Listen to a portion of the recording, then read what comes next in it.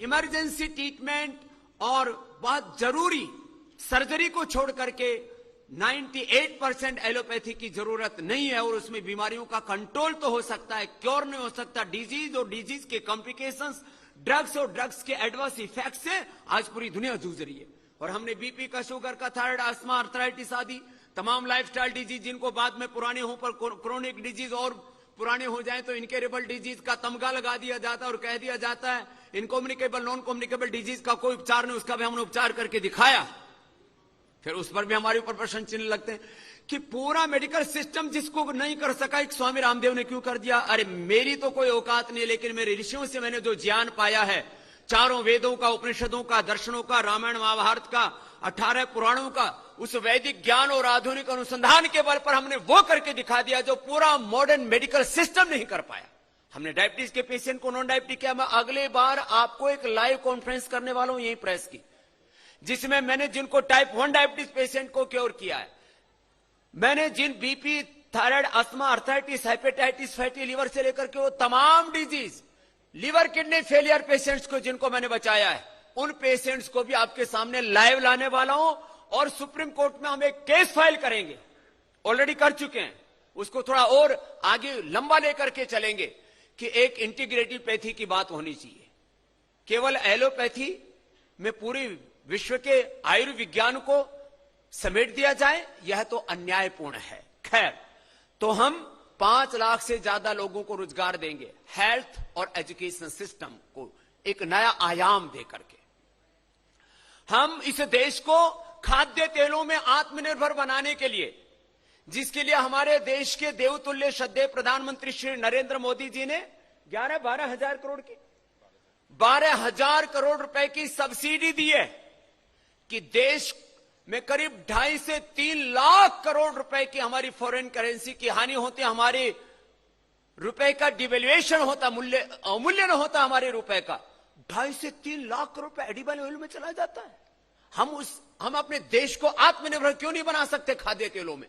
जो बात natural oils की हो, वर्जिन ऑयल्स, ये सरसों का तेल, ये नारियल का तेल, ये मूंगफली का तेल, इसके साथ साथ 1 एकड़ में 4 गुना ज्यादा हम ऑयल प्रोडक्शन कर लेते हैं। पाम में 40 साल तक उसका पौधा चलता है, पेड़, और उससे हमारी जो है विदेशी मुद्रा का जो इतना भारी भरकम नुकसान हो रहा है, उससे देश को बचा पाएंगे। हम 15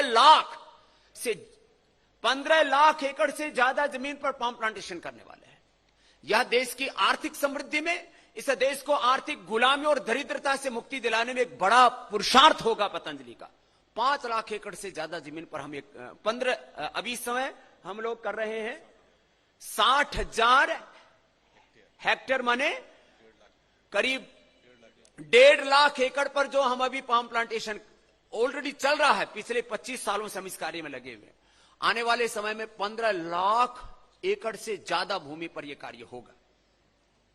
इसी तरह से फूड में, न्यूट्रास्यूटिकल में, इस पर भी विदेशी कंपनियों का आधिपत्य था। एमवे से लेकर के तमाम हमने प्लांट बेस्ड, नेचुरल, ऑर्गेनिक, हमने ये भी लेकर के आगे vitamin D, B12, calcium, iron, omega, और हमने तो अब कोलेजन पाउडर जो मछली और सुअर के मोटी चमड़ी को उधेड़ करके बना जाता था, हमने तो ये कोलेजन प्राश, च्यवनप्राश का एक नया अवतार ले आए, और हमने न्यूट्रास्यूटिकल्स का भी एक नया इतिहास बना दिया।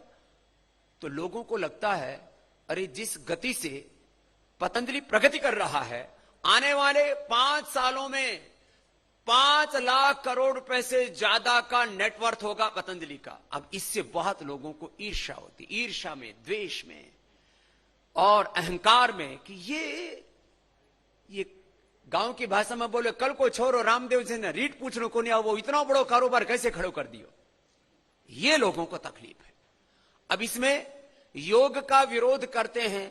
आपने देखा होगा मजहबी तौर पर कितना विरोध किया लोगों ने दुनिया भर में। 177 देशों के समर्थन से, वो तो इंटरनेशनल योग डे होने के बाद विरोध के स्वर थोड़े मंद पड़े, नहीं तो रिलीजियस माफिया योग का विरोध करने में उसने कोई कसर नहीं छोड़ी। आयुर्वेद का विरोध करने में तमाम एमएनसीज, और हमारे पीछे तो एमएनसी माफिया के अलावा या मेडिकल माफिया, फिर सोशल माफिया जो हमारे आइडियोलॉजी को पसंद नहीं करता, भगवा को तो देखते उनको पसंद क्या, उनको घृणा नफरत हो जाती है। एक भगवा वाला इतना बड़ा काम कैसे कर सकता है। Medical mafia, drug mafia, religious mafia, political mafia, MNC mafia, चारों तरफ बाबा की धुलाई करने में लगे रहते हैं। अब बाबा को खत्म करेंगे। खैर, यह कार्यक्रम चल रहा था, हमने लोगों की भलाई के लिए यह काम किया। अब इस उपचार और उपकार के इस परमार्थ के काम में भी जिन लोगों को खोट नजर आती है, उन्होंने बहुत तरह से पतंजलि को, स्वामी रामदेव को बदनाम करने की कोशिश की। आपने पहले भी देखा, पतंजलि का सरसों का तेल फेल, पतंजलि का आंवला एलोवेरा फेल, और बोले कि एफएसएसआई की गाइडलाइन में फेल हो गया। दुर्भाग्य से 2 गलतियां तो एफएसएसआई से भी हुई है। आंवला एलोवेरा की ब्रिक्स को उस गाइडलाइन में डाल दिया जिसमें जो फ्रूट जूस बाजार में जो कोई अलग अलग फ्रूट्स के जूस बेचते हैं, अब इसकी ब्रिक्स वैसी आ ही नहीं सकती। ये तो आंवला और एलोवेरा का जूस आप घर में भी निकालोगे तो उसमें थिकनेस नहीं होती है।